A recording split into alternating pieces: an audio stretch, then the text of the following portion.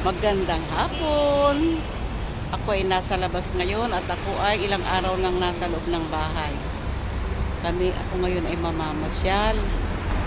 Ayun, yung bahay ko sa likod. Yan yung merong, ayan, Gibson. Yan ang bahay ko sa tabi. Katabi niya ay KFC. Dulo ng Electra Street yan. Ayan. Sa dulo naman yan, ayun yung Meridian Hotel. Ayan. Tapos yung City Season, yung Cleveland Hospital. Dulo ng Electra ito.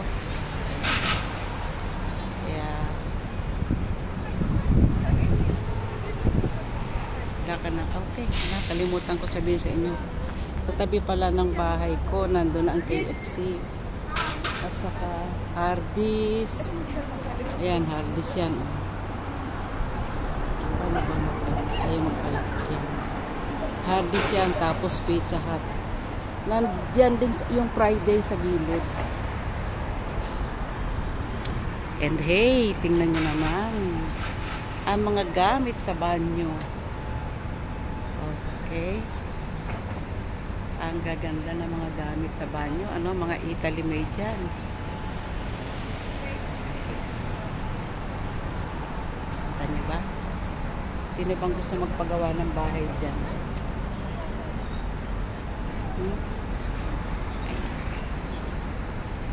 Ang mga bathtub ng mga senyora. Ayun, ang mga lababo. Wow! Kita niyo naman yan. Ha? Dito ngayon, uso na rin dito ngayon yung mga China.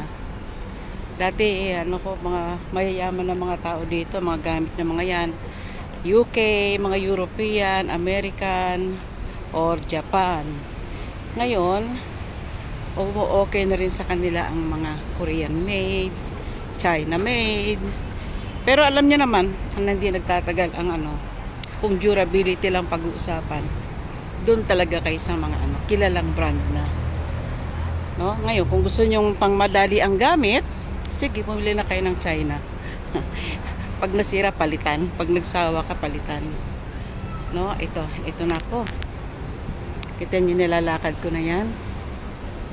Ayan. Ito yung Four Seasons, nasa dulong-dulo. Uy, sila Robert De Niro nandiyan sa Four Seasons. Ilang puntahan ng mga artista dito. Ang ganda niya kaya sa yung lake. Ang ganda ng yung may lake diyan, napagkaganda-ganda. Diyan si Robert De Niro. Sino pa yung nakita namin minsan? Si Mel Gibson. Kita namin diyan minsan. Kaya ayan. Okay.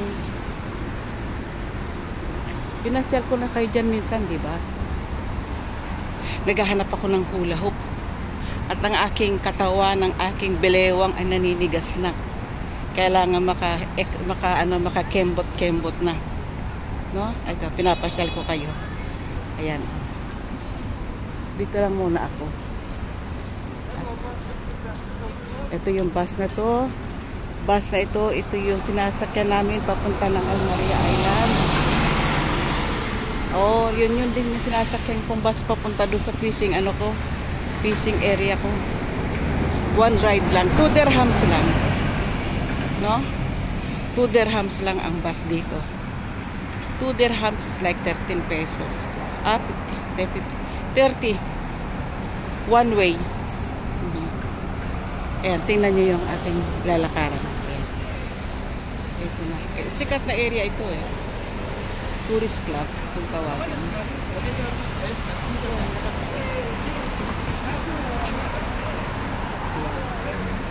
Iyon, hopefully, parang bubuksan nila, parang Costco. Tagal na nakaabang nila, no? Parang Costco ang gagawin nila.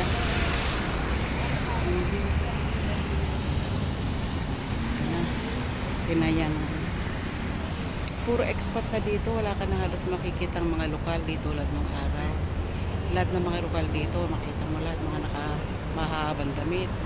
Ngayon wala na. Puro expat na nandito sa city, tapos yung mga lokal dilipat na nila sa mga nag-expand ang Abu Dhabi City kasi may mga ginawa na sila mga bayan-bayan dyan. Ang gaganda naman ng mga nakakalat na. Nandun na, mayroon na silang sariling, anong tawag nito? Nandun na lahat sa paligid. Wala ka nang hanapin ka. School, bank, mall. Minsan ipapasal ko kayo. Pupunta ako sa Yas Island. Mas maganda mag-bus kasi nasa taas. No? Makakakita ako ng marami ako mapapakita sa inyo. Ito. Tinan mo. Tahimik dito at saka malinis. Tinan niyo yung kalsada. Hindi katulad diyan sa sa US, maya may police siren. Dito wala. Tahimik. Malinis din ang kalsada. No? At saka disiplinado somehow ang mga dito, ang mga tawag nito, mga driver. Paminsan-minsan may mga sutil pa. Doon na sa highway. Mga papuntang Dubai, mga kaskasero ba, kaya ayun. Okay. Teka, dyan na muna kayo, tumatawag ng aking anak. Sandali lang. Saan kayo? Ay, ayun. Ayun, dumadating ang aking kadate. O, ayan. Hello! Hi. Yan ang aking anak. Lagi akong miss. Mami, what do you want to do? I want to check the hula hoop.